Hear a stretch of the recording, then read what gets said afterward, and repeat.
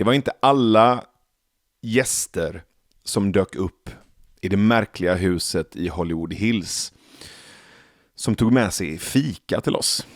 Men vår kompis Mandar Apte, som man måste säga namnet på just det där fantastiska sättet som indier pratar, och jag ska bara betona det faktum att det är inte en brytning, det kallas för dialekt.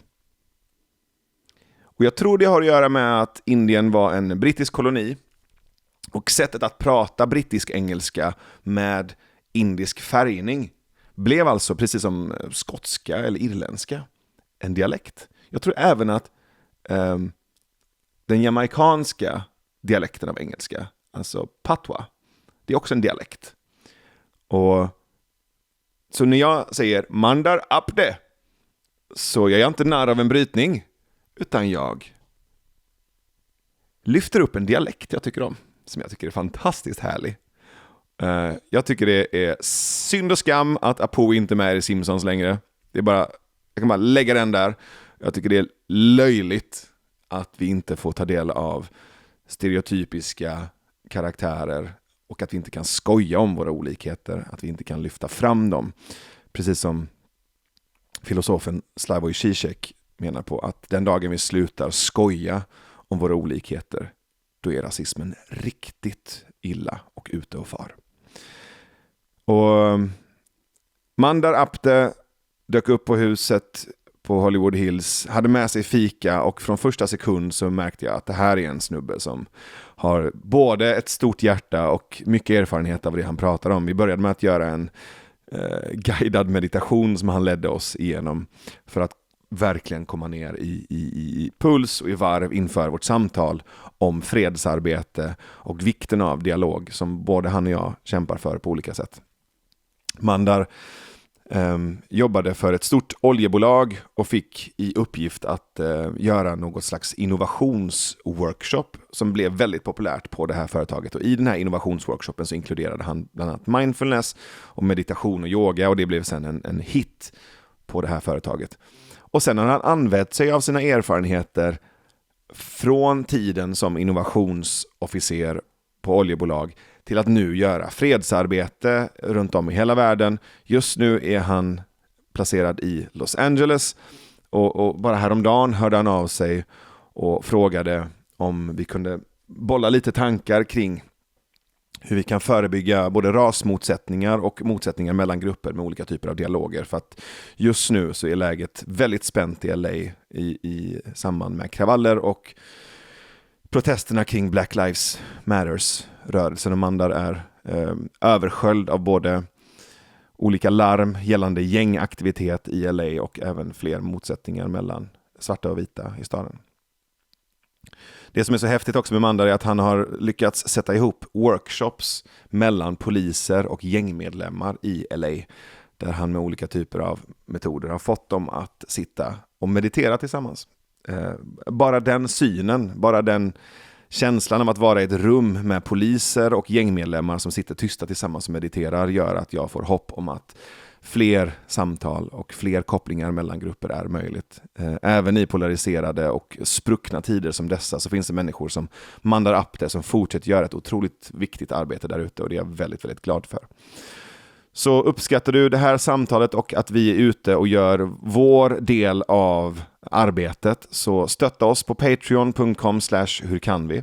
Patreon.com/hurkanvi, där du kan bli månadsgivare på en liten eller stor summa, och som tack för hjälpen så får du alla våra avsnitt reklamfria, och du får tillgång till Hur kan vi live, de 2 senaste festivalerna som vi har haft. Den från Malmö med bland annat Jimmy Åkesson, och det från samtalsfestivalen som vi körde digitalt här hösten 2020. Där vi bland annat pratade med Ann Heberlein, porrstjärnan Sanna Ruff och medieprofilen Jenny Josefsson. Vill du stötta med en liten summa eller en stor summa vid ett tillfälle bara, så gör du det lättast på Swish. Numret är 123 124 7733. 123 124 7733. Här kommer samtalet med fredsaktivisten Mandar Apte.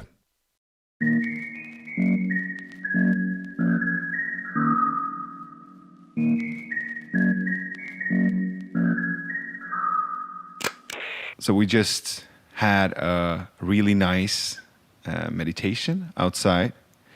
It was a 5-minute breathing meditation. What would you call it? Bellows breath exercise. Bellows breath. Yeah. It reminded me a little bit of fire breathing. Yeah. A little bit. But not that intense. No. Bellows breath, this is very scientific. Your lung is the source of your life. So usually we use 20 to 30% of our lung capacity. We don't use our lungs. So this exercise helps you to flood your lungs with prana, with oxygen, and energize your lungs, just like you are, kick-starting your lungs. Right. Cleanses all the bad oxygen out, puts fresh energy back in, and gets your circulation going. So do you do this every morning? I do this every day. For last day. 17 years, I have not missed. My practice is about 1 hour. So 20 minutes of yoga, 20 minutes of breath exercises, and 20 minutes of silence. So 1 hour every day. I have not missed for 17 years. And if I can do it, anybody can do it. Did you start off with doing 1 hour, or did you start with 5 minutes and then built upon that? I started with a routine of about 20 minutes of breathing exercises. Because it feels like you are doing something. Yeah. Meditation for an engineer was doing nothing. Well, it so, is. That's the point of it. Yeah. So doing the breathing exercises leads you to a meditative state effortlessly. So because engineers, we like to do things, that was the way to trick my mind. Right. So belly breath is meditation for engineers. Bellows breath. And a few other exercises that now I teach. Yeah. But that is based on the science of the breath, that every emotion has a corresponding breathing pattern. Right. Right. So for example, when we get angry, sad, frustrated, anxious, life events produce those emotions. But those emotions produce a specific breathing pattern. So using breath, you can manage those emotions. So what's the breathing pattern for anger? I'll hit you. Yeah, right. Sadness. Yeah. Right? Anxiety. Oh my God. Yeah. Right? But happiness. Right? Navel breathing. Right. So this is a universal science. It's irrespective of whether you're man, woman, Indian, Chinese, Hindu, Muslim. It's the universal science of the breath that emotions produce their own breathing pattern. Mm-hmm. The reverse is also true. Using my breath, I can control or manage my emotions. And that's a very empowering thing, because otherwise, most of our life, we are victims of our emotions. We say something rude, we do something bad because we are angry at that point. And then when the mind calms down, we go back to that person and say, oh my God, I'm so sorry, I didn't mean to hurt you. But you have lost it. So this, every culture will have a grandmother will tell, count to 10. Yeah. So there is no science of 10. It's the 10 will calm your mind. Right. The breath will harmonize, and then you will be less reactive. So that's the secret of the breath that is in every culture. So counting to 10, taking a breath, going out for a walk, these are all really, really good ways to calm that rage down. Correct. Healthy ways. There are other ways that people use to, right? They go to the bar, they smoke. Even getting their anger out on someone is a way to reduce your rage. Yeah. But those are not healthy in the long run. In the long run. In the long run. Because you are affecting your own health. Your own blood pressure, diabetes is all because of stress-related ailments. Right. Right. So I started a morning routine about 2 years ago. So I started doing 7 minutes of workout, and then I added 7 minutes of yoga, and then I added 7 minutes of meditation. Fantastic. So now it's almost, I would say between 40 minutes and an hour. So you've been doing this for 17 years. I've been doing it for 2 years. So I can still remember what it's like not to do it. I still remember what my body feels like, what my heart feels like, what my mind feels like when I haven't been doing my morning routine. Do you remember that feeling at all? No. Because I no matter what happens, this is a part of my life. So just like you brush your teeth, I do my yoga, breathing, meditation every day. And it's not an extra effort for me because it's part of my life. So I don't sleep until I have done my program. So it's not every day I can do it in the morning. So I just make sure that I don't sleep at night until I have done my 1 hour of yoga, breathing, meditation that day. And how is that inner work or your inner practice connected to your outer peace work? I would say it's the cornerstone of my activity. Where whatever I do outside, it's because I have a routine to manage my emotions every day. Just like it's like asking, do you remember when you did not brush your teeth? And what's the use of brushing your teeth in your outer work? Nobody will want to work with you if you don't brush your teeth. Similarly, in today's day and age, if you are losing your mind at small things, people will not want to work with you. Right? So whether it's personal life, relationships, or professional life, getting the job done, it all boils down to your emotional and social intelligence, right? And so these breathing exercises, meditation practices are just there to not only improve your own health, but your productivity, effectiveness. So I think it's the secret of every successful person, knowingly or unknowingly, that they are managing their inner peace, their inner world. So it's almost like it's the hygiene of your soul. Beautiful word, mental hygiene. Correct. Mental hygiene. Absolutely correct. And one of the things that I really found touching was when I read, there was this sentence in, I think it was a paragraph in an interview or an article or text somewhere with you in it, where you said, it was your TED Talk. Yes, it was your TED Talk. One of your slides said, keeping a smile amidst chaos. Maintaining a smile or keeping a smile amidst chaos. And you connected that to be you were born in Mumbai, right? The traffic jam. The traffic jam. And I just want to say, I mean, I've been all around the world. I've been traveling a lot.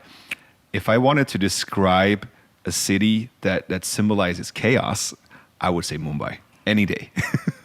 It's and it's not a bad thing. It's just it's intense. Intense, yeah. When me and my friend got out of the airport, we suddenly realized, well, you're not in Sweden anymore. It's like the polar opposite, I would say, of Sweden.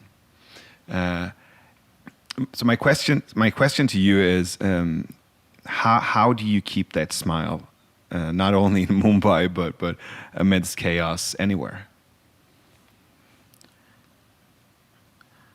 I think there is no one way to do it. Everyone needs to find their own way.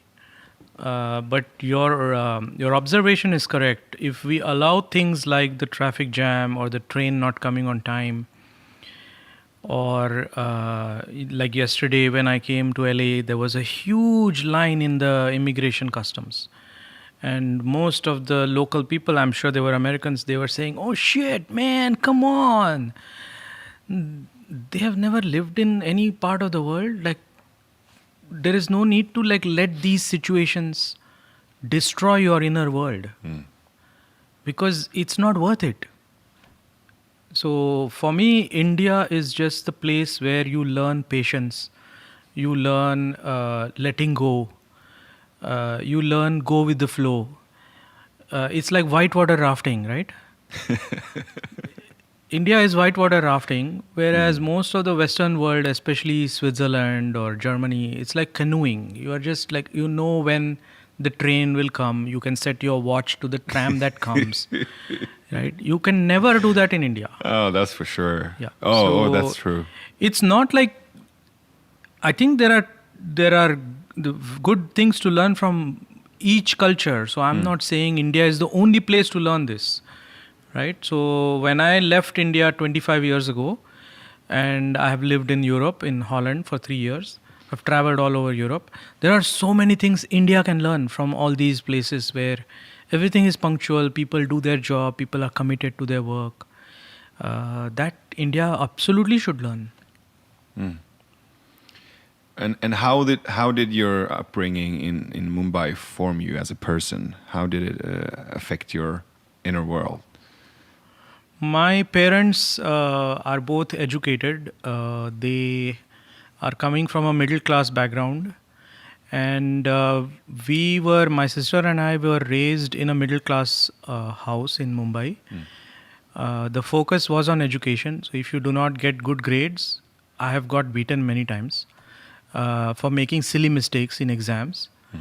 And here in the US, if you beat your child, you might be, put in jail or whatever. You might be regarded as a bad parent. But in India, in those days, and think of this as disciplining your child, I think that way of upbringing has a value today. Like kids are more disciplined. They are more fearful of the consequences. So with those values, I think we grew up with knowing what is not good to do. And that is very important. The parents need to put that discipline in the child before the child goes out in society. Yeah, I bet there are other ways to discipline than violence. I mean, there are consequences you can enforce without hitting your child. So I would separate those two. I agree with you fully, but in the spur of the moment, it happens. Yeah, and if it happens for the sake of making sure that the child doesn't misbehave again, all I'm saying is that's okay. That's not the right thing to do. That's not the only thing to do. Yeah. But I wouldn't say it's okay. The intention behind it should also be looked at. Yeah, of course. I mean, there are always intentions, but I wouldn't condone that as being okay. And I think, I mean, so we're talking about, you just mentioned that there might be things that India can learn from other countries. I bet that will be one, and other countries can learn patience and 100%. I think I agree with you. I'm not justifying violence from parents while parenting. All I'm saying is there are other ways to teach also.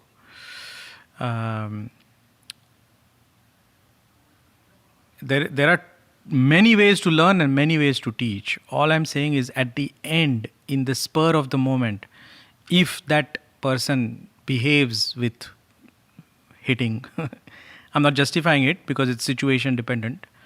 All I'm saying is for discipline, it's okay.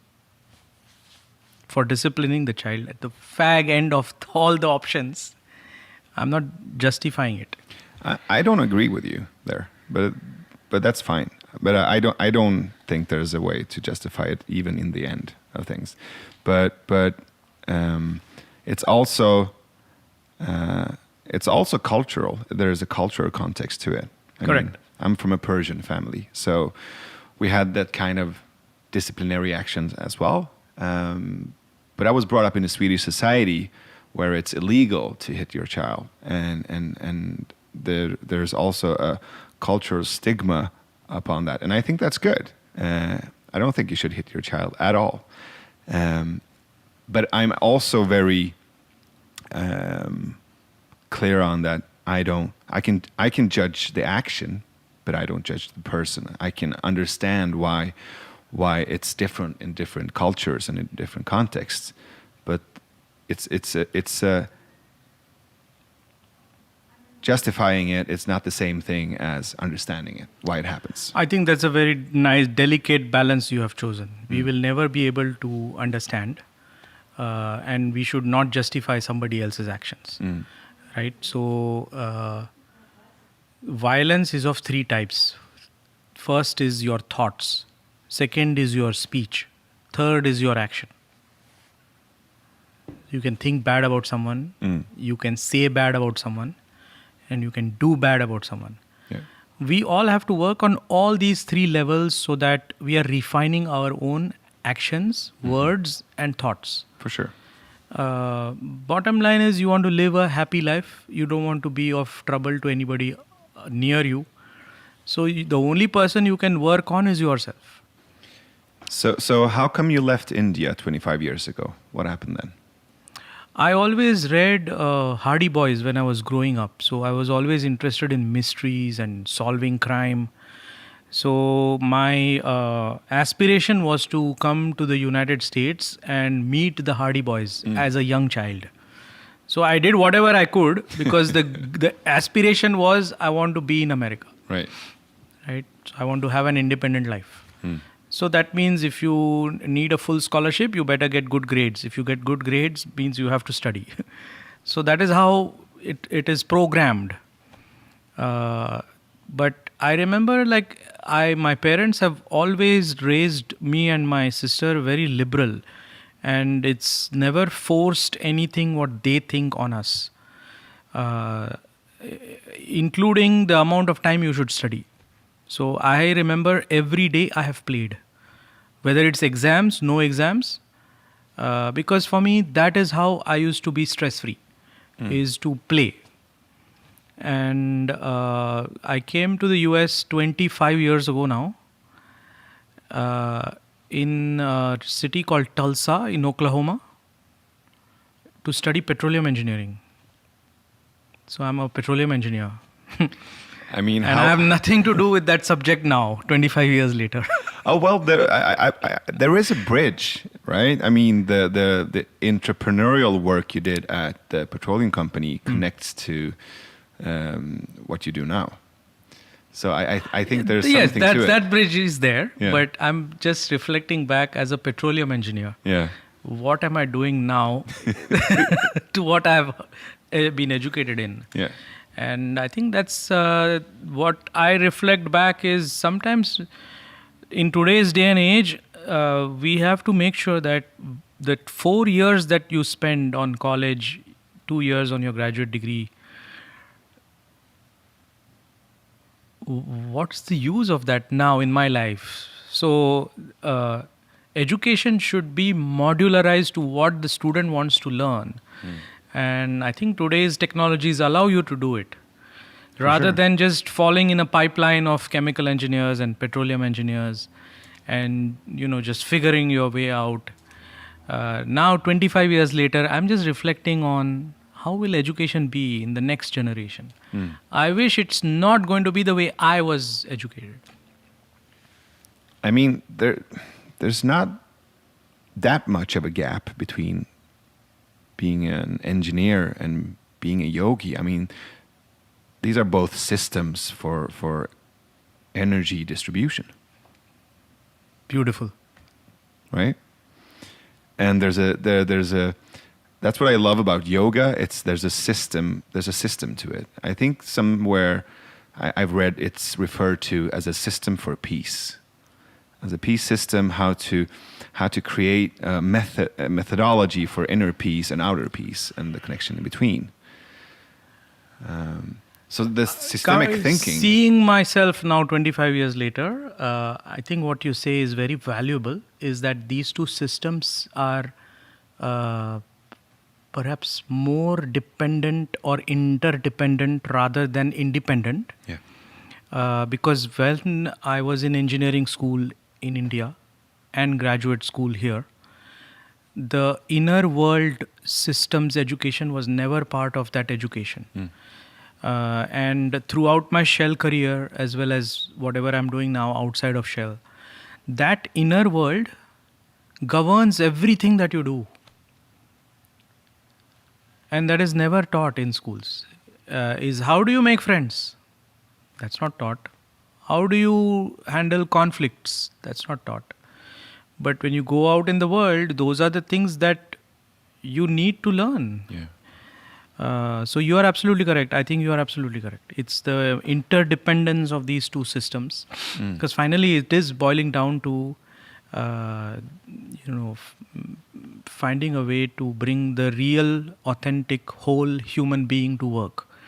And you cannot just ignore the heart and mind space or the social and emotional side of human beings. Yeah, because I mean, what you did while you were working at Shell was that you started some kind of program, right? Was it called the Aware program? Yeah. What does Aware stand for as an acronym? I'll give you the context to why we started it. Yes. So in 2003, we had a very big crisis within the oil industry, within Shell, where the wrong reserves were reported to Wall Street. So every year, the oil companies need to report what's their, reserves, oil reserves for next year. And Shell management reported the wrong reserves, and it was a scandal. So the CEO was fired, the board was fired. It was a major crisis. Intentionally, yes. So it was a scandal. And at that time, to tell somebody that you worked for Shell was like a disgrace. It's similar to the BP oil disaster that happened in the Gulf. Yeah. To tell somebody that you work for BP was a disgrace. Yeah. So in 2003, some 4 or 5 friends of mine from Shell Singapore, Shell Holland, Shell UK, and I was in Shell USA, we got on a call and we were brainstorming like decisions made by the top of the house had nothing to do with us. So we were asking each other, how do you become responsible? And so all of us shared, we have some kind of spiritual practice, whether it's yoga, Tai Chi, Zen, Buddhism. And that's when we told each other that we are friends, but we never revealed our personal side. Like, I didn't know you were doing yoga. And so that is where we created the Aware Network. It stands for At Work as Responsible Employees. So this was in 2003. And we put a lot of time outside of our day job to blossom that employee network. And so grassroots, we found people who were doing yoga, Zen meditation. They were going on like spiritual retreats. They were eating vegetarian food. All this we collected as individual employees. And suddenly it came up to be 500 of us. And so that is where the network gets power inside a large organization. You are not just 2 or 3 people anymore. So just like there is, in large companies, they have women's network or African American network or gay and lesbian network. We started the Aware Network, similar. That you promote responsible behavior at the workplace. Right? And so these networks, at least in corporate America, they are called diversity and inclusiveness networks. But all these other networks are dividing people based on a group that they are part of. Whereas we were doing everybody come together, right? So we are all one. So that is, it was hard work. I remember going to the head of the Shell site in corporate headquarters in The Hague, and the headquarters, the site manager told me, all this after hours, outside of work. And so all these things don't end up in your, performance reviews, because you're hired at Shell as a petroleum engineer, not as a social activist. Right. So I remember many years as the end of the year review, I have been told in those days, you don't have good communication skills. And I used to wonder, like, does this person actually know me? And of course, you don't get the good scorecard at the end of the year. So I could have left Shell, but I felt like, if you want to bring the change in a large organization, all these resistances will be everywhere. So let me just learn how to deal with it inside Shell. And that requires a lot of, you can say, courage, grit, resilience. I was getting it in my daily meditation practice, right? So next day I'm fresh, I'm new. So that in 2004 we started. Up to 2009, I was a petroleum engineer. In 2009 was the turning point in my life at Shell. What happened then? I applied for a job called Game Changer because the small paragraph sounded like me. And in that interview, the manager of that team, my friend, philosopher guide now, Russ Conser is his name, he asked me every question about that one line in my resume, at the bottom of my resume, meditation teacher, hobby, meditation teacher, teaching meditation to soldiers from Iraq and Afghanistan. So 30 minutes interview was all about that one line. And he said, innovation is also about mindset. So why don't you teach meditation at work using your breath meditation as the chocolate and the wrapper on the chocolate, innovation science. All right. So he said, I want to hire you in the Game Changer program. And I said, wow, so you are actually asking me to bring my passion at work? So he said, yes, because the Game Changer mandate was to invest in early stage ideas that need money to proof of concept. And 90% of those projects will fail because it's an early stage idea. So he told me that in addition to giving money, we should also give emotional and social resilience tools to the entrepreneurs we are investing in.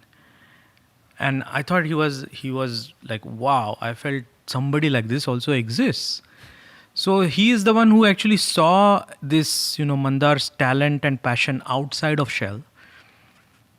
And he asked me, like, why are you teaching in the Veterans Hospital? I said, Russ, I get my joy out of sharing meditation with others. So that's when he brought me in the team. And within 18 months, I ended up teaching 2,000 people at Shell. Innovation learning program using meditation techniques. 10% of my job. And that's the intrapreneur work that I got awarded for, is entrepreneurial work, but inside a large organization. So doing that work, what kind of change did you see in your co-workers, in the groups you were facilitating? What happened? So the workshop that I had designed was, based on 20 minutes of course, breathing meditation exercises. Mm-hmm. But the rest of the time, people are talking about innovation. They are talking about how they can be part of the innovation culture. Right? So think about, like, if you ask anybody in any large organization, hey, what is innovation? And do you play a role? Usually most of the people will say, no, that's the job of the engineering or, the scientists. It's not my job. So this program was meant to unleash the power of everybody in the organization, that they can be a part of the innovation culture. For example, you are on a holiday in China, and as a secretary, you see during your holiday something innovative. You should feel empowered that, hey, I'm going to bring this and share it with the relevant person in your company. Right. Whether you are part of that scientific organization or not, you have been empowered to do this connector job. Most people will not play this role. So my program called Empower was based on this principle of feeling empowered that I am part of the innovation culture at Shell. And so the question we used to ask are two questions. One, what is the blocker? And second, what skill do you want to learn to be part of the process? And when you answer these two questions, they are not technical questions. They are social and emotional questions, right? So what are the blockers? Usually people will give 4 blockers. One, they tried, but they failed, so they are not going to do it again, right? So this is a blocker where they are remembering failure. Second, judgments, like people will judge me. I don't want to be judged at work. So you are not disclosing who you truly are because you will be judged. So these are non-technical blockers. So the program was to unleash you so that you can be real at work. So your question was, what did I see at work? These workshops were grassroots, organized by employees for other employees. So nobody was mandating them that you should do it. So when you do anything grassroots, the potential of a groundswell is huge. So people don't talk to each other in the large organizations, right? So people from finance will not talk to people in HR. But in these workshops, they were forced to talk.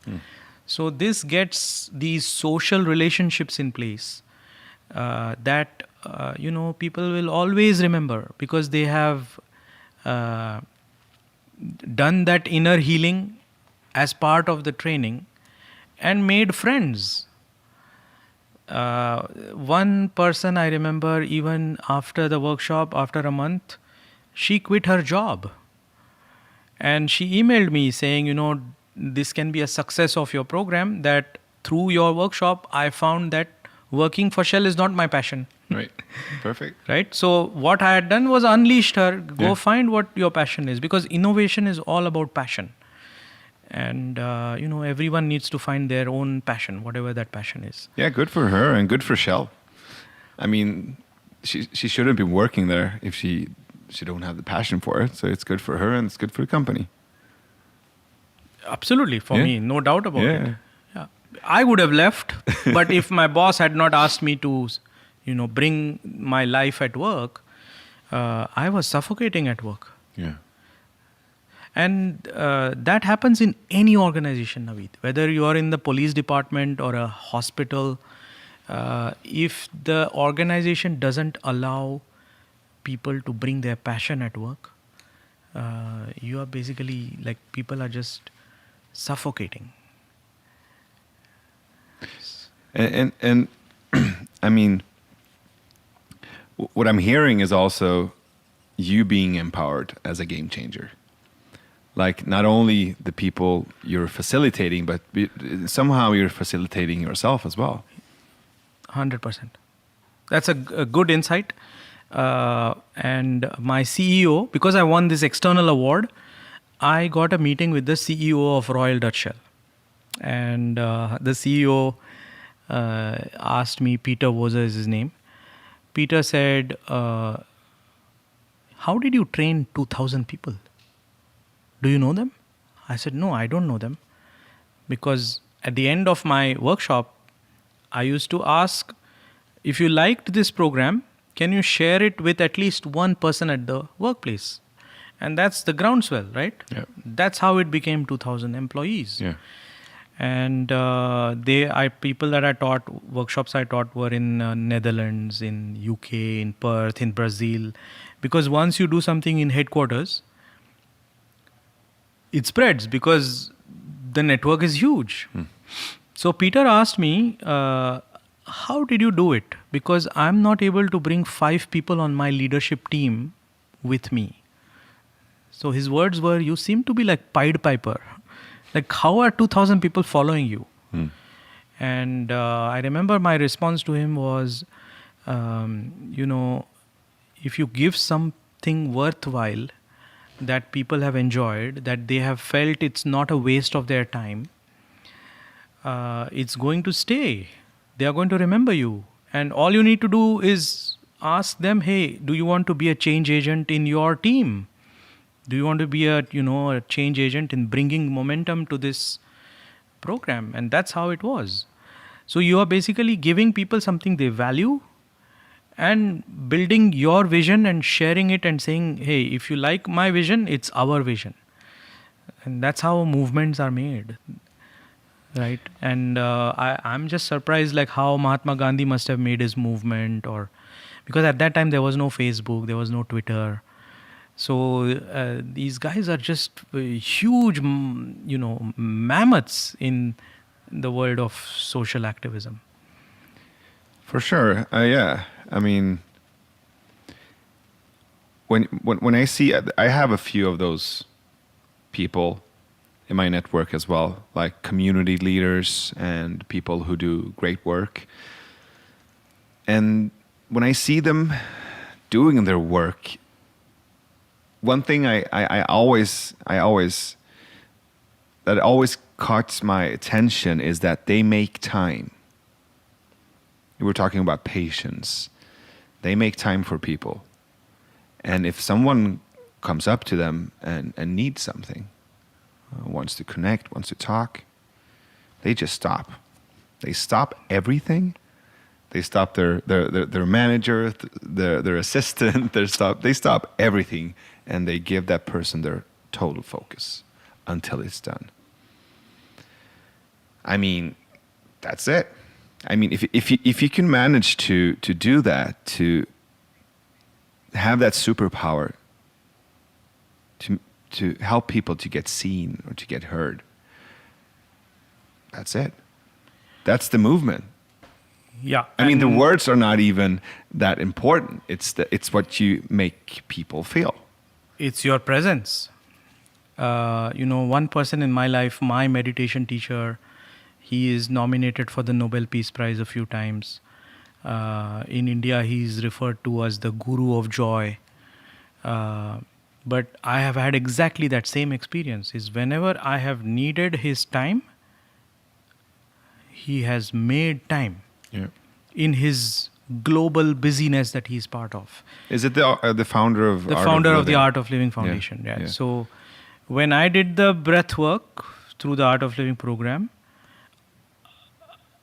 I didn't want a guru or a teacher in my life, but I got curious that who invented these breathing techniques. And then I started listening to some of the talks, and I felt like whatever he is saying, I already know.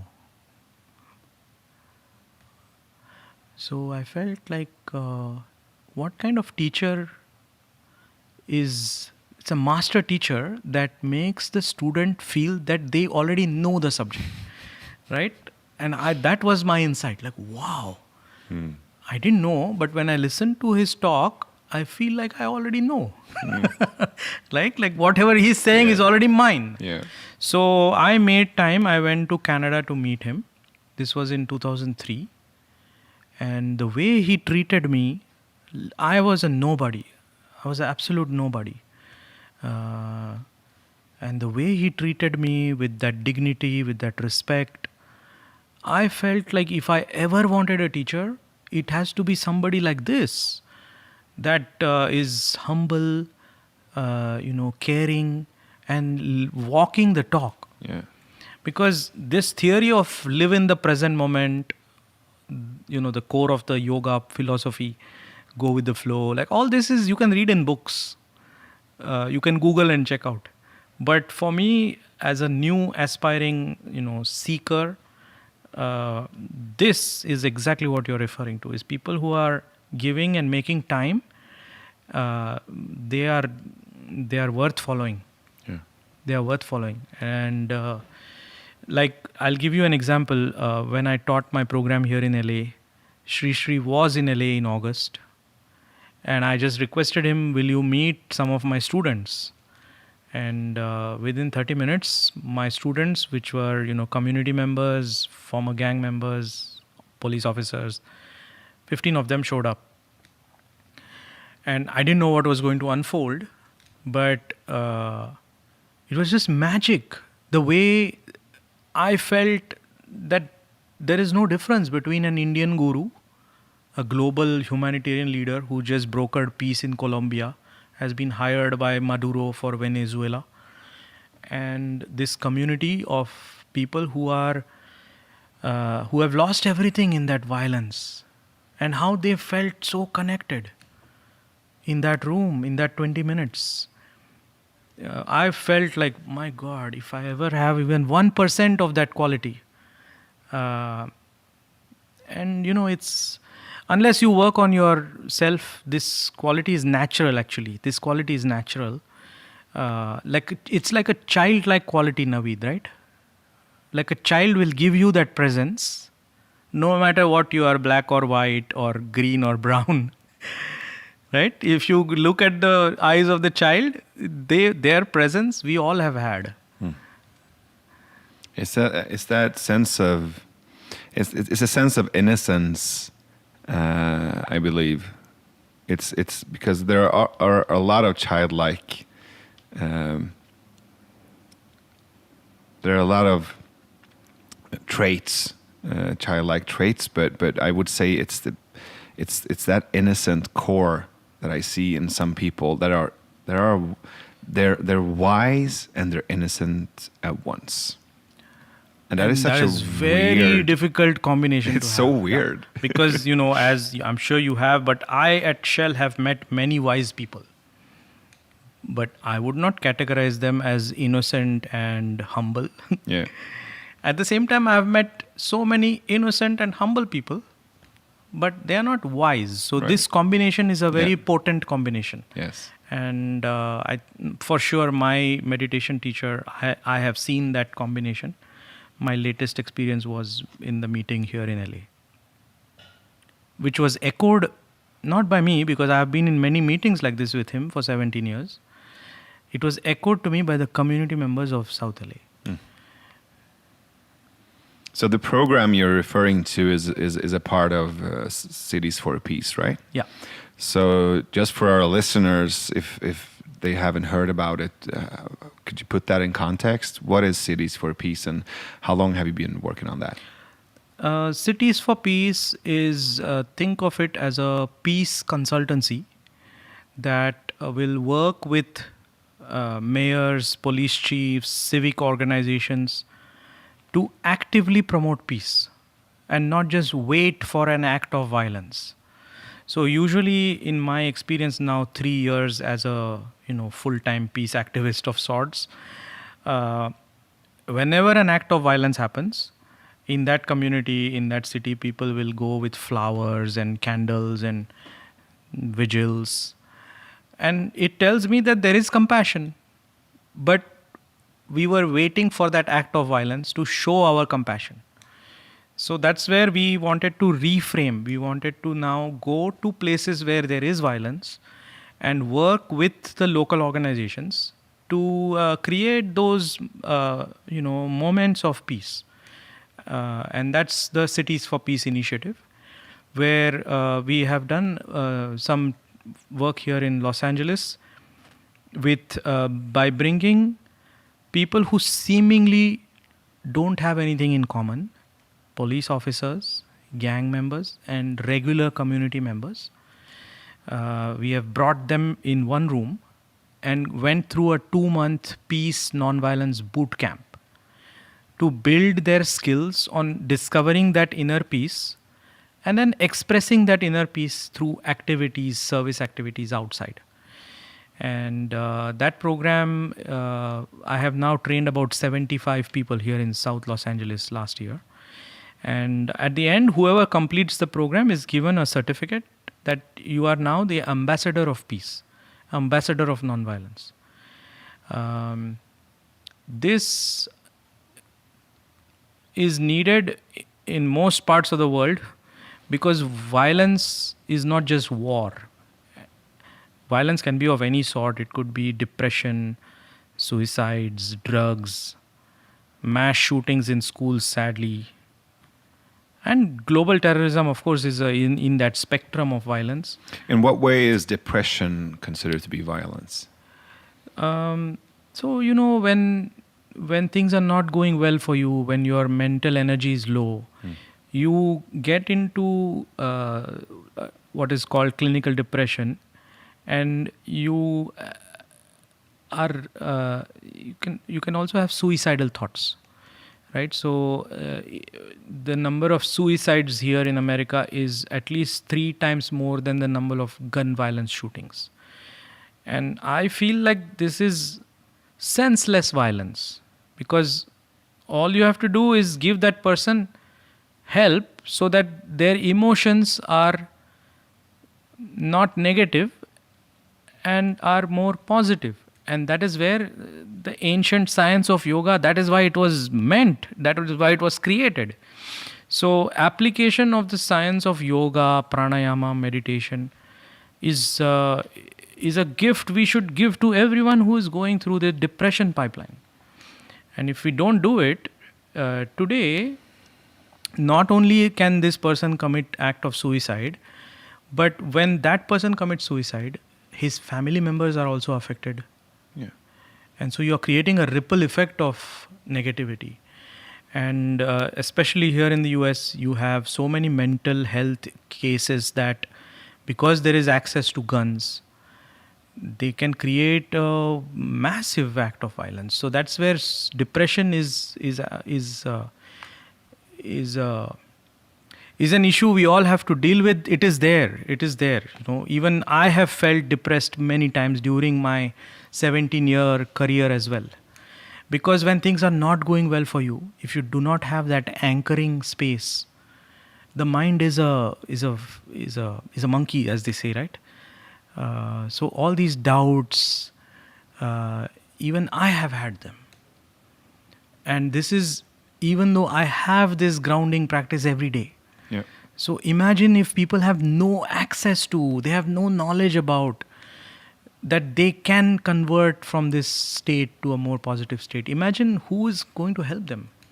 For sure. So I think all these negative emotions can lead to violence either to me, or if I don't have that, I'll be violent to you. For sure. I mean, I was just earlier this day, I was talking to another guest on the podcast, Eldra Jackson. Have you seen the Work documentary about...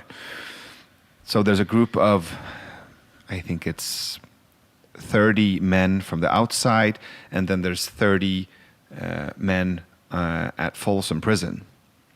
So these 60 men, and I think it's maybe 10 or 20 facilitators, they do 4 days of work. And they do what they call or refer to as men's work. Okay. So it's about showing your emotions, getting to the core of the trauma, grieving, crying, and loving and supporting each other in circles.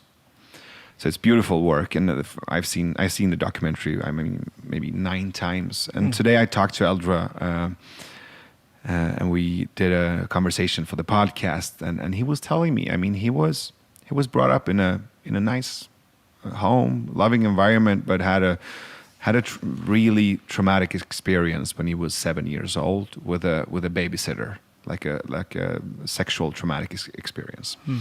And after that, he didn't have the tools. He didn't have the internal tools to deal with his trauma. And for a while, he was hiding the trauma with sporting activities. He was on this baseball team, and then something happened, and he lost that community or that group, and he joined the Bloods here in Sacramento. And he was in this system and in this community of criminality and violence and rage. And then he went to prison for 24 years, and he stabbed an inmate 30 times and went into isolation for 2 years.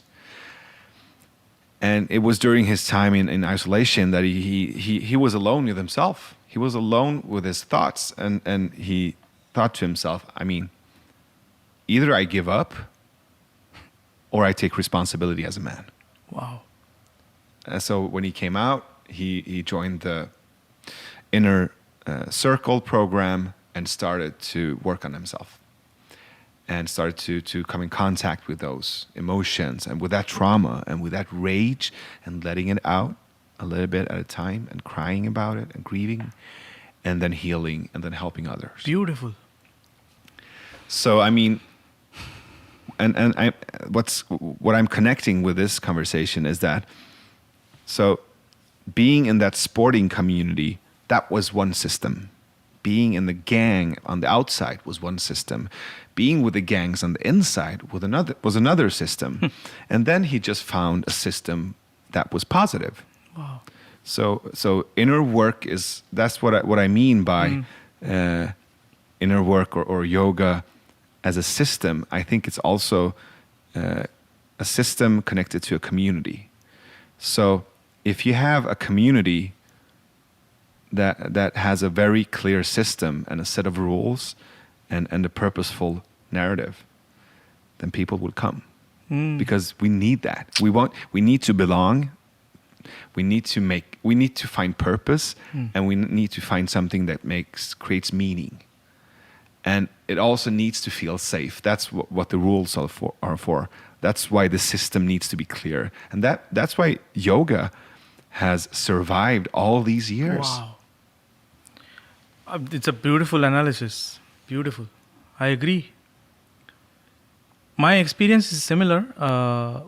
When my documentary film was screened here, premiered here in LA at Paramount Studios. 400 people in the audience. Nice. And there was a few former gang members from South LA that invited me to screen in their community because they saw this in the big theater. So when I went, I had never been to South Central Los Angeles or to that part of any city, for example. So my film allowed me to go. And that day, so this was about 1.5 years ago now, I met with the community of people that you are referring to in Sacramento. Similar profile people I met. Gang affiliated. Of course, 100%. And after the film screening and the Q&A, I led people through Bellows Breath. Oh, wow. 60 people. Nice. And everybody was quiet. And one of them, I remember, he came up to me and he said, in prison, I was also in solitary confinement. And then I realized that I am not the body. I am not the thoughts. So I took this man aside and I said, dude, do you even know what you're saying? So, anybody who is a seeker, who is in that enlightenment, like what is that? This is the experience people are wanting. Yeah. Is, you are free. So I agree with you. And now that I have taught many people from that system, I feel that before you commit an act of whatever violence, if you learn these self-management tools, they tell me they would not have been inside. Yeah. Right? So it's what I have decided as my life purpose last 3 years is to teach yoga meditation on 5th Avenue, New York, no big deal. To Shell, no big deal. I've already done it. But the real beauty you feel as a teacher, as somebody who's sharing the knowledge, is with communities that really need it. Yeah. Right? So, sure. Victims of violence. I have met so many mothers who have lost their children to the gang shootings in Chicago, senseless shootings in America. How do they heal themselves? That's where I feel like we need to take this message of inner peace to those communities. And through my Cities for Peace work, what we have done is we have taken perpetuators of violence and certified them as an ambassador of peace. So now they are teaching their community. Like when you interview Andre Vickers, one of my students, he's a leader of a Bloods gang in a neighborhood called Howard Park. And after the training, I felt like, man, these guys invested their 8 weeks to be with me. And I trained them how to teach others simple exercises like Bellows Breath, for example. So 2 months later, I was having a meal with Andre and I was just asking him, so do you feel benefit? He said, yeah, it heals me because I never care for myself. Because his work is whenever there is an act of violence, he goes there to stop retaliation. Okay, so Right. Then he tells me in this conversation that when the time is right, he teaches Bellows Breath to the victims. And that is where I felt contented last year. I feel so contented because that ripple is what we need to create in every community. Right. Every community, there will be a need for an ambassador of peace. So that's what my commitment is. I really like what you said about peace being an active process, an active work, and not only the absence of violence or the waiting for the violence to happen. I mean, that's what we try to do with this podcast as well. That's what we've been trying to do with the Swedish podcast for 2 years. So one of my guests was the party leader of the Swedish Democrats. Mm-hmm. So the Swedish Democrats, to put that in context, is a conservative nationalistic party in Sweden. And it sprung from the white supremacist movement 20 years ago, but is now more of a dressed up nationalistic party with a great following. It's one of the, I think it's the second largest party in Sweden right now. So 6 years ago, I had the opportunity to play golf with the party leader. He was raising money for a benefit, and there was an auction to play golf with him. Mm-hmm. So people were offended, angry, upset, and a friend of mine suggested that I should do that I should win the auction and to go play golf with him, because that would be interesting. Yeah.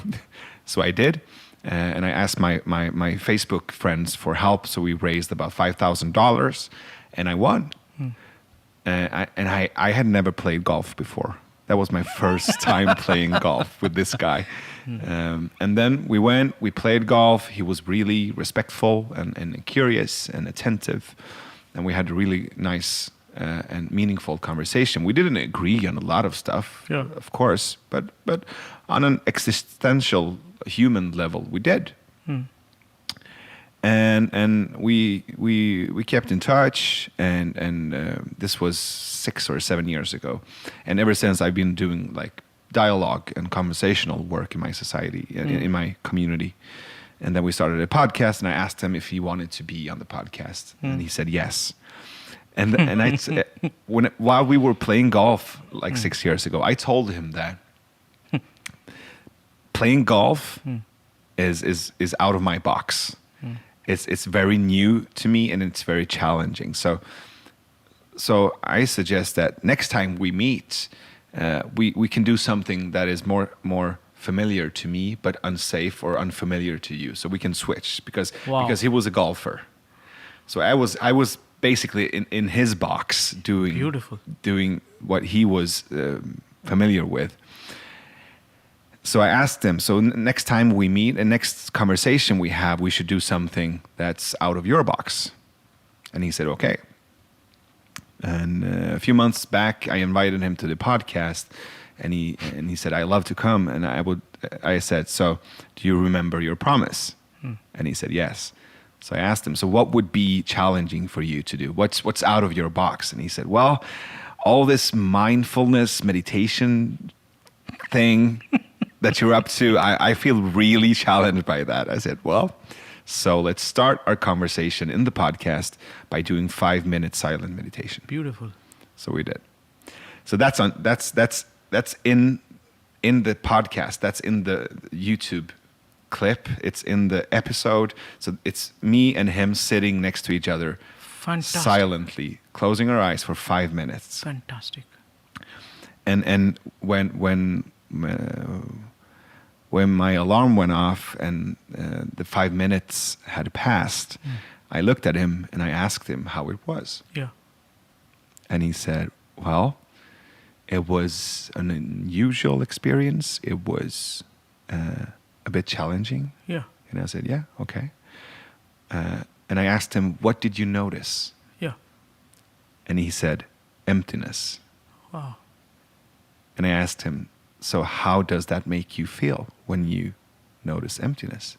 And he said, I feel scared. Yeah, good. And then we started talking about death and God and emptiness. So that was like the first 20 minutes of our conversation. It was amazing. It was really, a lot of people were upset with me and still are, because they think that I'm, supporting him or supporting his ideas, which I'm really not. I mean, I was an immigrant. Yeah. I'm still considered an immigrant, and I don't agree with him on a lot of issues. But that doesn't stop me from. Yeah, I think that's what I liked about about when I got an email from Jill when I was browsing the website. This is exactly what is missing in the world, is to agree to disagree. Yeah. And I like the way you went into his box and made a gentleman's conversation, an agreement, and invited him with grace and dignity to your box. And that is, in a way, similar to, like I take every year 3 delegations to India of victims of violence, perpetuators of violence, police officers, police chiefs. It's very similar to what Martin Luther King Jr. must have had when he had traveled to India. What I was sharing with you a few minutes, hours ago, is, when you go outside your box and you are 10,000 miles away, you forget your problems because you see other problems. And that gives you the chance to experience something that you would never experience in your box. And it opens up a can of worms, just like it did for this politician, to reflect on the bigger purpose of life. Like, what am I here for? Am I here to be angry, upset, jealous, sad, hurt someone? If not, then what am I doing with my life? This point we need to bring people on a journey to, and then leave it. Without telling them what you should do, we should take them through that experience of what you should not do. So it's very great that you are able to invite in a dignified and a graceful manner and have this conversation with, in this case, the opposite. But in the opposite also, you are finding something similar. Like 20 minutes you are talking about death. Yeah. That's the one thing that unites us. Yeah. That, you will die, I will also die. Doctor will die, patient will die. And how do you want to die? How do you want other people to remember you? That can change the way you live your life, right? I mean, so I'm curious about that journey to India, and also I think we need to contextualize the whole part about Martin Luther King once again for the listeners. So Martin Luther King was inspired by Mahatma Gandhi, and he went to India, but that was after Mahatma Gandhi died, right? Correct. So 1948 Gandhi was killed, and 1959 at the age of 30 Martin Luther King Jr. takes a 5-week trip to India to learn about civil disobedience and Gandhi's teachings. 1955 is the Montgomery bus boycott. So they had already applied Gandhian philosophy in Montgomery of civil disobedience. Yeah. And MLK's mentor told him that if you want to use non-violence, you have to go learn from the source. So that's the reason he goes to India, which I didn't know at that time. But 5 weeks as a busy Shell executive, I felt like, my God, nobody goes anywhere for 5 weeks. So did he go by boat? And that was my first discovery that no, he took a plane. So 5 weeks he has spent in the land of India. And the second thing as an engineer I was researching was Gandhi was dead. Gandhi died in 48. This was in 59. And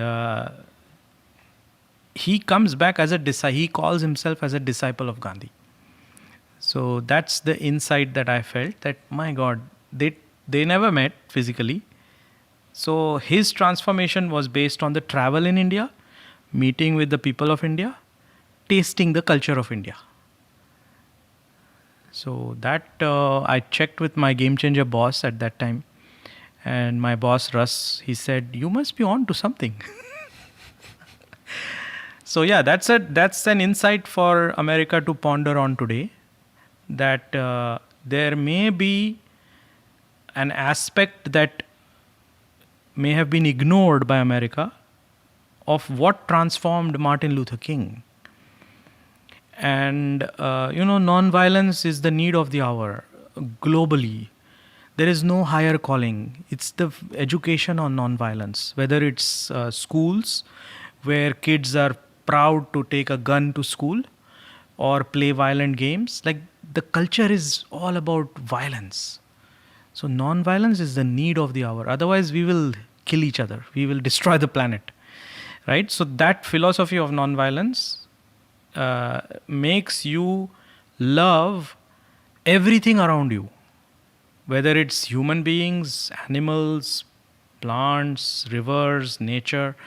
And today, everybody is talking about sustainable development, climate change. But unless the inner climate changes, outer climate just becomes a checkbox.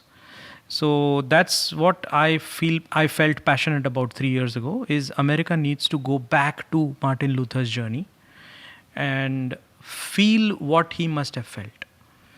So as an experiment, I just hosted 6 American victims of violence, different types of violence.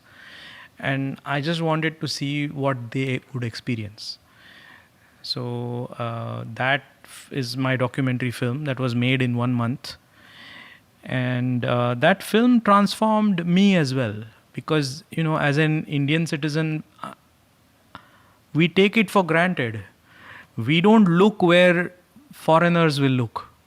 We don't ask the questions that, people from the West will ask.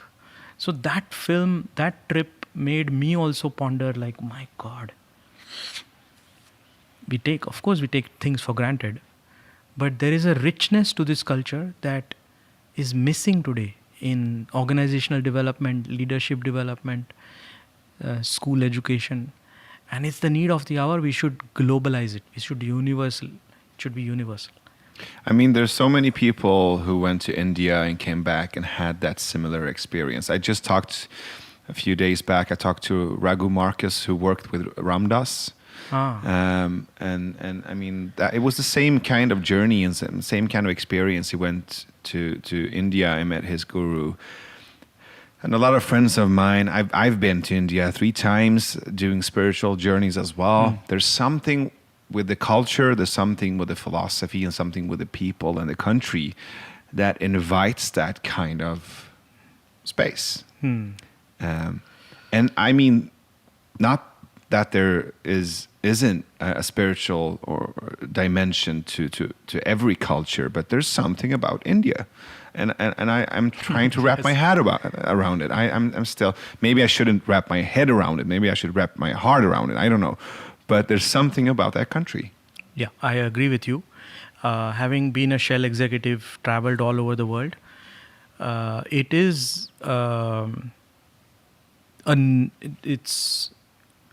it's clear that there is something different about the land of India. And even the land of India today needs transformation. Yeah. So my perception is that it's the meditative lineage of thousands of sages and saints, the vibrations of their energies, because even if the body has died, vibration doesn't die. I think there is something about the vibration of that country that makes you feel a certain way that you cannot get anywhere else in the world. Yeah. And it's not because before I went, I think my presumption was that it's going to be a nice experience, like a calm, nice, beautiful experience. It was raw. Yeah. I think that's the best word to describe it. It was raw. It was in your face. It was chaotic. It was humbling. It was, I mean, I had so many slaps in the face, like symbolic slaps in the face. The cheek of my soul was red. I mean, you are describing the real emotions that I have also now experienced, now that I have taken about 100 American leaders to India. My last delegation was 34 people. 17 of them were police, including police chiefs. 17 of them were community members of color, including Compton gang members. 34 people in the chaos of India. Right? And certain experiences, I would say the community member, gang member background were dealing with such grace that I felt, who should actually be the one who should be calm and graceful? Is the educated class, but that was not the case. Yeah. Right? So that is where spirituality simply means living your human life. No Dr. Jekyll, no Mr. Hyde. So the more raw you are, the more free you are, the more you will enjoy that trip. Because you are not analyzing what is happening. Those who are analyzing what is happening, they will not figure it out, because for example, the cow will just come on the road and block the traffic jam, right? How can you intellectually explain this? So many times. Yeah, and because that is happening, you are going to miss your flight. Yeah.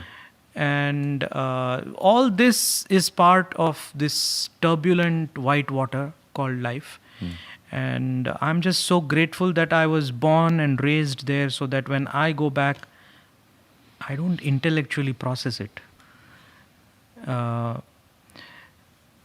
So my documentary film journey was also for these 6 American victims of violence who had never been to India.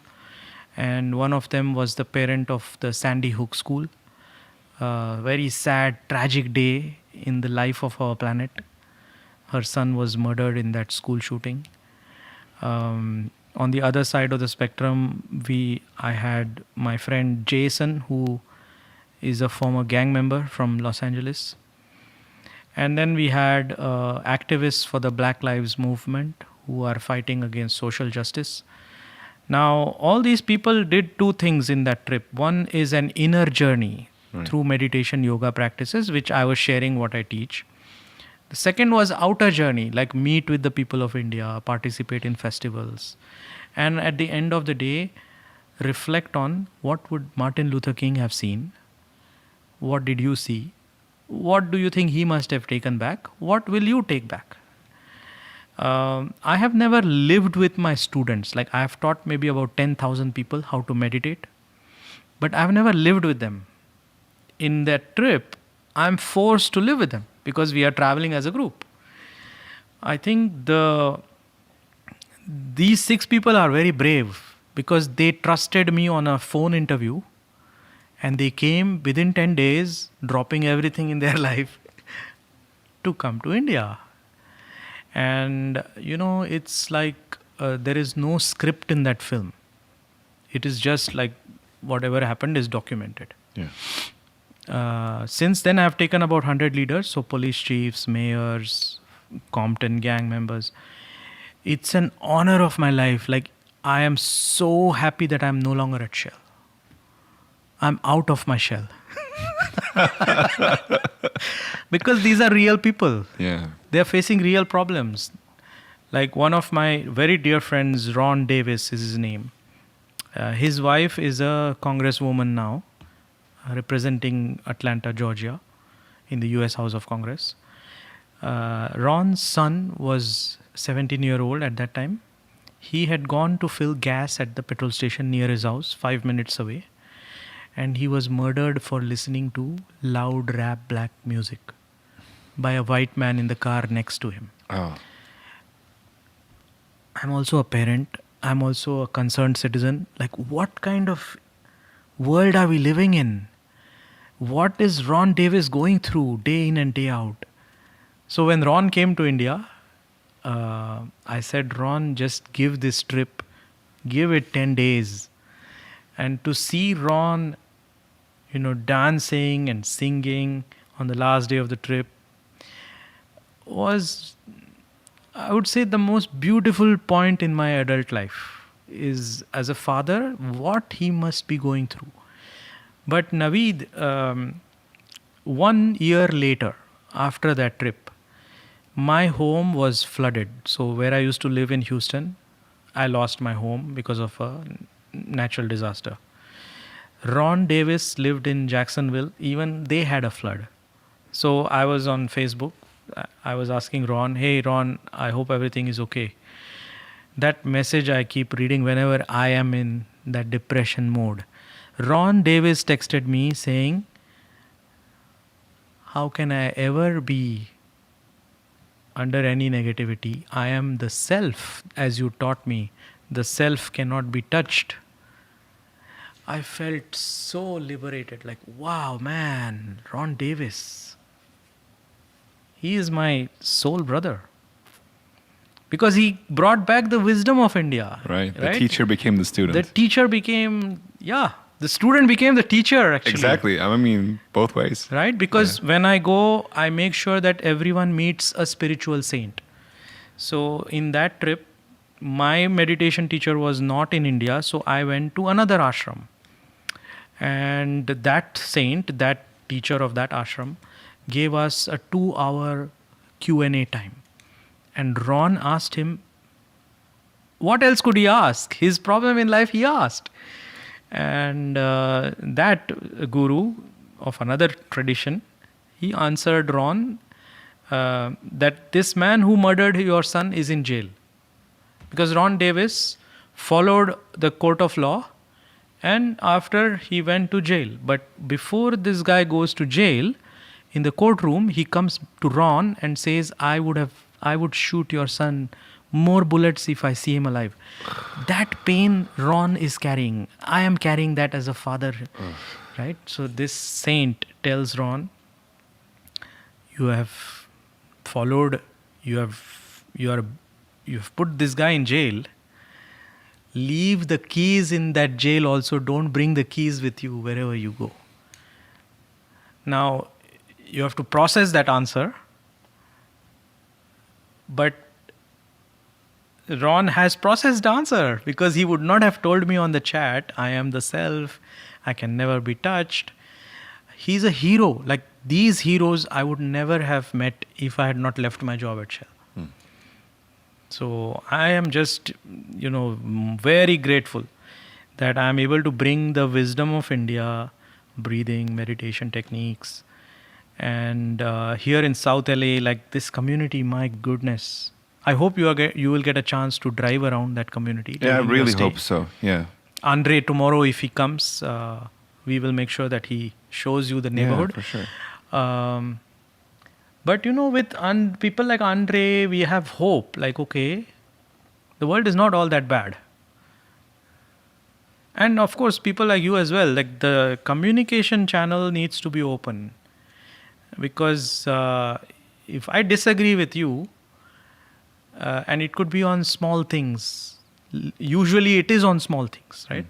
Two people disagree because it's like, I didn't wish you for your birthday or whatever that small thing is. And then you lose your friendship and you go in different directions. I mean, also on political issues. I mean, if we look at the States today, if someone is voting for Trump, or someone is a Democrat or a Republican, and I mean that kind of thing could split up relationships and families. I mean, you don't need a wall. There's already walls, like these invisible walls, polarizing people and making us believe that the other is something else. Like that person who votes for Trump is not like me. That person who voted for Hillary is not like me. That guy filling up his car with gas, listening to hip hop while being white is not like me. And it's the same in Sweden. I mean, one of the things I've been defending these last few years is people voting for the Swedish Democrats. I'm not defending the Swedish Democrats. I'm not defending the ideas or the value system, but I'm defending people having the right to vote for their leader. And I'm doing that out of from a place of being an immigrant, looking like this, and living in a country where people, like the majority, still don't look like me. And I have a daughter with a Swedish woman, and my daughter has my colors as well. So I mean, I have a stake in the game. But what I learned from my mom and dad is to respect people, even though if I don't have to agree with them. I mean, my parents are both kind of, I would say, activists, human rights activists. They always been teaching me and my sister how to be good human beings, and to me, doing peace work is not sitting around a fire singing, agreeing, and being nice. To me, peace work is hard work. Is a lot of friction. It's conflict, but in a way with respect and with love. So I'm trying to find that balance in my conversations and in my life as well, where I try to invite safe conflict. I try to facilitate conflict in a way that teaches us and to helps us to grow. And it's hard. I mean, I make so many mistakes all the time. I had a woman on, a year ago who is a Holocaust denier, or she is called a Holocaust denier, but she wouldn't say that herself. I think she refers to herself as a skeptic, not whether the Holocaust happened or not, but how many people died, how it happened, and she believes that there's a bunch of lies surrounding the whole event. And when I talk to experts on anti-Semitism and on the Holocaust, they say that what she's doing or saying is considered to be a Holocaust denier. She's eroding the whole historical event, and that's where it starts. So I had her on the show, and she has very strong opinions about Jews, Muslims, immigrants, even women. She doesn't think that women should be able to have the right to vote in Sweden, and she's a woman herself. So she's strongly opinionated and very intense. And I had her on, and I got I had a lot of critique afterwards on that I had her on, and also that I wasn't asking her the right questions. I wasn't pushing her that as much as I should. So I've done. I don't consider having her on as a mistake. I just mean that my value system keeps me to that promise of talking to anyone. But that was a tough one. I mean, receiving that amount of critique afterwards in Swedish media and on social media, I mean, went on for months. And I'm not playing the victim or anything. I'm just saying that doing peace work as you and your organization and your different initiatives is hard work. And sometimes we fail, sometimes we don't have the energy to be as vibrant or hopeful as we would wish. So what do you do those days? What do you do during the rainy days or when you lose faith? I spent 2 months in India just now. My mom went through an angioplasty. So I had to just go and park myself with my parents. Yeah. So I spent 2 months.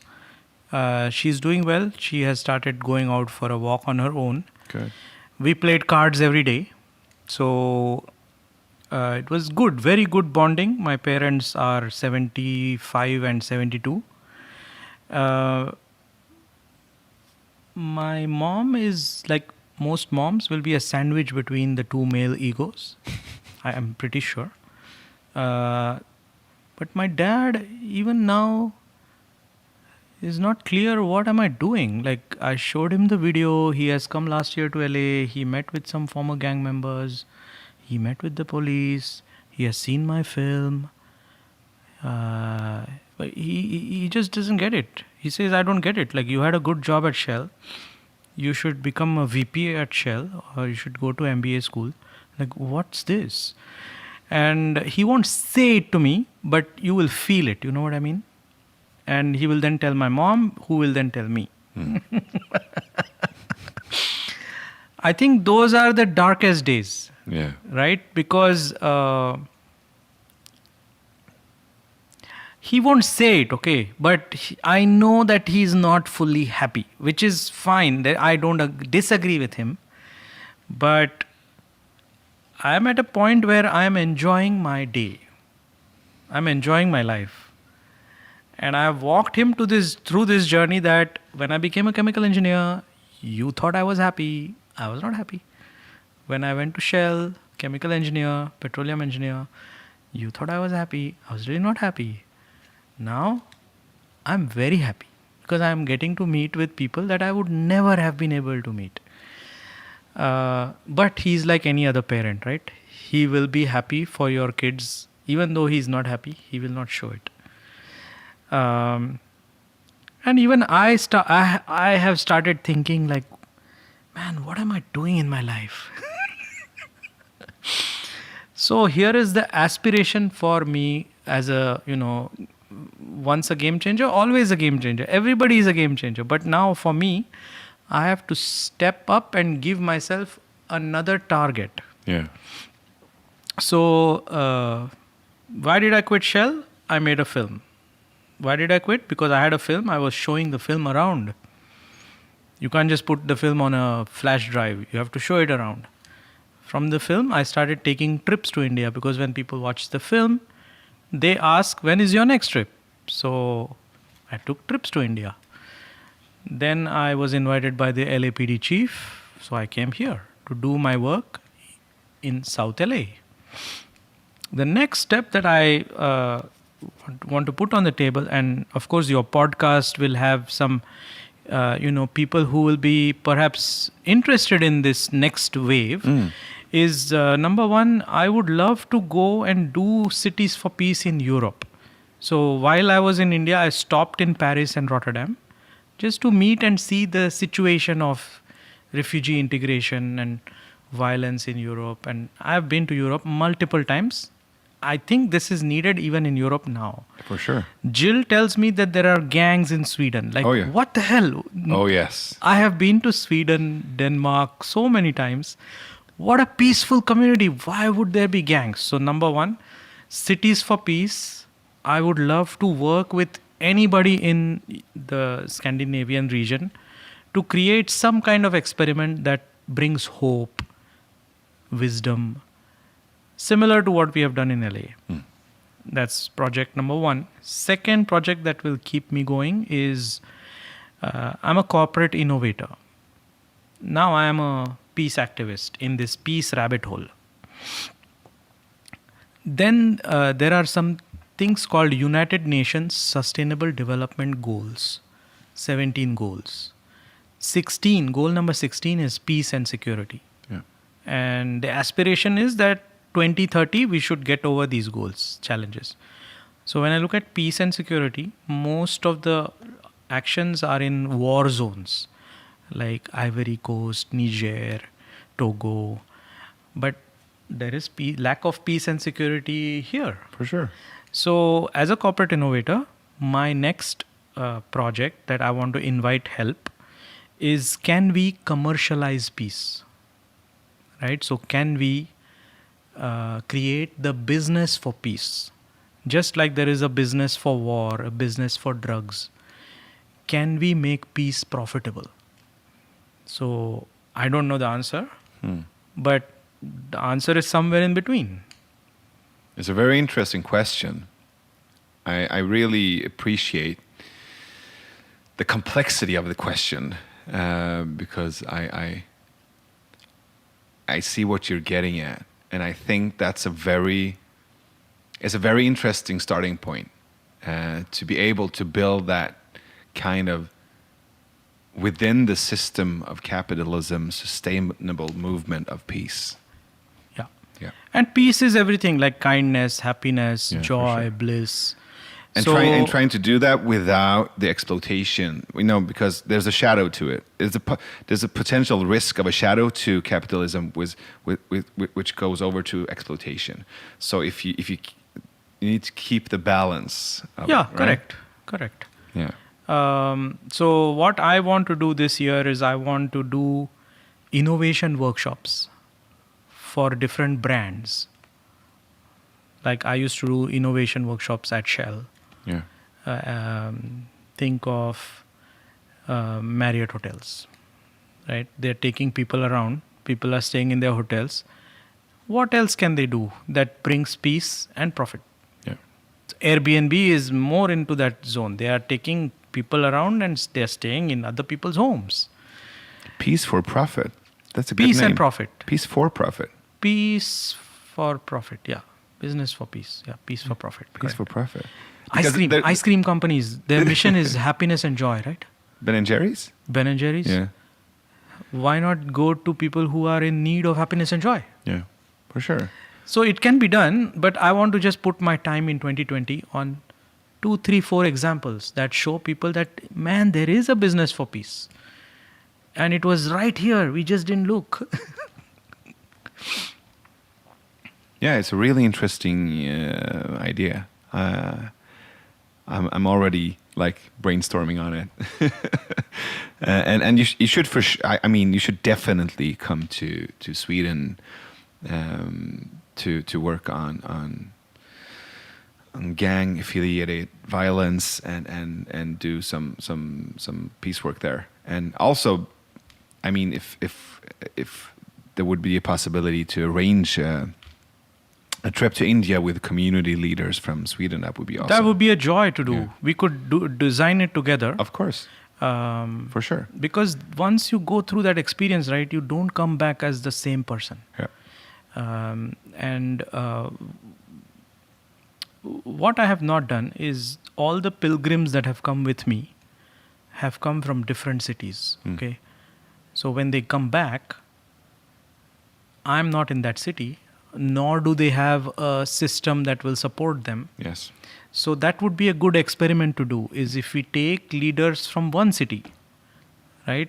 Take of mayor's office, police, school educator, young person. So like a pod goes from one city. Yeah. I think that's a good It's idea. not a vacation. Yes, you will get Taj Mahal, you will get all this.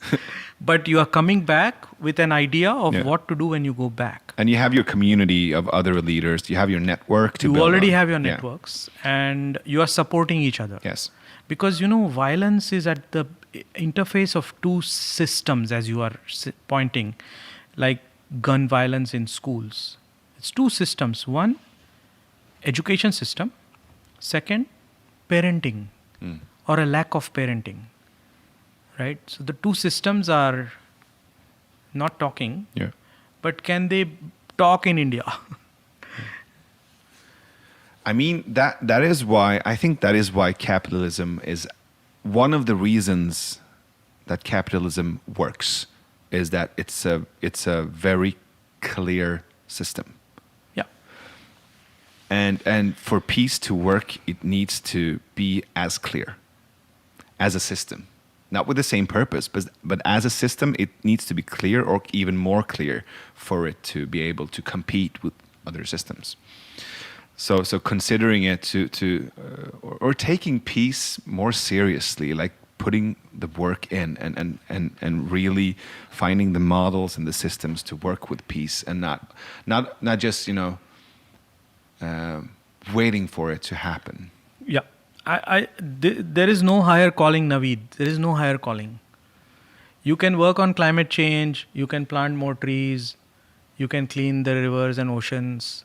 None of that is bad.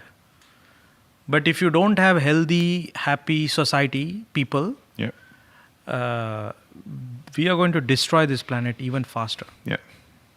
Yeah, I believe so. I think so as well. And I agree with us not taking care of our environment is a pure reflection of us not taking care of ourselves. Yeah, it's also violence, like it's environmental It is. violence. Yeah, for sure. Right? But it starts with taking care of yourself, your mind, your emotions, your family, and then thinking the whole world is my family. Yeah. Right? So that's where the education needs to be given on human values education. Is how do you make friends? How do you feel connected to the trees, rivers, planets? And if I am stressed, I will not have that connection. Oh, for sure. Right? So that is where what you reminded me is the yoga system and the engineering training system. They need to talk because it's interdependence. I had this mantra last year a friend of mine and I were talking about what happens when I lose connection with myself, when I don't feel in contact with myself, and I realize that sometimes I abandon myself. It's like something inside of me leaves me, and then I know, and that person who's left is just a shell, no pun intended. Yeah. And that shell is closer to aggression, to violence, to Very rage, nice observation, to apathy. But when I'm in contact with myself, when I'm there for myself, then I am complete. I am Navid. And that person is more in contact with love and compassion and peace than the shell of Navid. Yeah. 2003, like I told you, when I went to meet my guru, words were different, but the message he was giving was very similar. We accept food from every part of the world. We don't become Chinese if we eat Chinese food. Yeah. We accept music from every part of the world. Listening to Beethoven doesn't make me German. We accept technology from every part of the world. Like this phone is made in, God knows, China or Malaysia. But when it comes to truth, we are very limited. And so that is the need of the hour, is to learn a little bit about this culture, so that I am part of the global culture. Right. Right? And that is where you are connected to everyone. Whether you agree with them or not is not important, but you are empathizing them. Right? So that is the need of the hour, is to create that Navid that is also connected with himself. Yeah. Check in to yourself. Yeah. And a lack of that check-in creates all kinds of disturbances. I totally agree. So we almost did. We're in about 90 minutes now, and I would like to give the listeners an opportunity to find out more about your work. And now we're almost rounding up this conversation. So where can they find and listen to and watch the documentary? Please give the name of the documentary. I will give a few links. Yeah. The first link I would say is if you are curious about the breath exercises that we talked about. This program is taught in more than 150 countries. It's called Happiness Workshop. It's going to teach you how to come out of unhappiness. So the name is Happiness Workshop, but it's to empower you to learn what to do when you are not happy. So that workshop is available all over the world. It's taught by the non-profit foundation called the Art of Living. The website is artofliving.org, and then the country will be in the drop-down menu. That's link number 1. The Cities for Peace initiative, which I would love to work with, people in your audience who might have access to the mayor's office or the police or any civic organization, is cities, CITIES, number 4, peace, PEACE.org. And the third link is the documentary film. It's called From India with Love. And that film is available on FromIndiaWithLove.org. And if I can be of any use to anybody on the show, I have quit my job 3 years ago, and I feel like everybody who is stuck in their own corporate world or whichever world, just come on the other side. It's more fun. I totally agree. Totally. Find your passion. I think that I will leave is don't live a life without passion. Okay. Whatever that passion is, whether it's painting, creativity, art, building homes, whatever that is. And can people follow you on social media as well? Twitter, Facebook, Instagram? The Twitter, social media, Facebook handles are not easy. So my personal website has links to all of them. Oh, nice. Personal website is Mandar, Mandar, apte.com. Twitter, Instagram handle is @Mandar Apte 108. Perfect. So thank you so much for this wonderful conversation and for the meditation as well. I have this intuitive feeling that this is not the last conversation we'll be having. I enjoyed it as well, Navid. And when I looked at your website, I like I said, conversation, you have to keep on going to people who seemingly don't look like you, behave like you, because you don't know who will help each other. For sure. So your role in this form of media and conversations is very important today. So thank you. And in the end of every episode, we ask our guests to recommend someone for us to have on the next episode. So who would you like us to invite to the How Can We podcast? In America or in Scandinavia? So we still have a few days in LA. In America. So I have recommended two people to Jill. One is Andre Vickers. He is former leader of the Bloods gang in this neighborhood. He will call me tomorrow and we'll hopefully make that connect. The second person is the commander of the Los Angeles Police Department, who is an immigrant but has risen to the rank of the commander. He's also my student from South Central LA, head of the anti-gang unit, and quite an interesting character. Sorry, I should not say character, person. But yeah, I would recommend these two. We would love to have them on. If you could make the proper introduction, we would love that. So Mandar Apte, thank you so much for being on the How Can We podcast. I hope to talk to you soon, brother. Thank you.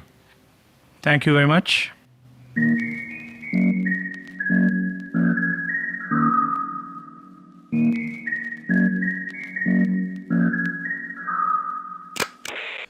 Så vad tyckte du om samtalet mellan mig och Mandar? Vad fick dig att tänka på? Hur ser ditt vardagliga fredsarbete ut på personlig basis? Hur gör du för att hitta frid i dig själv och i dina relationer?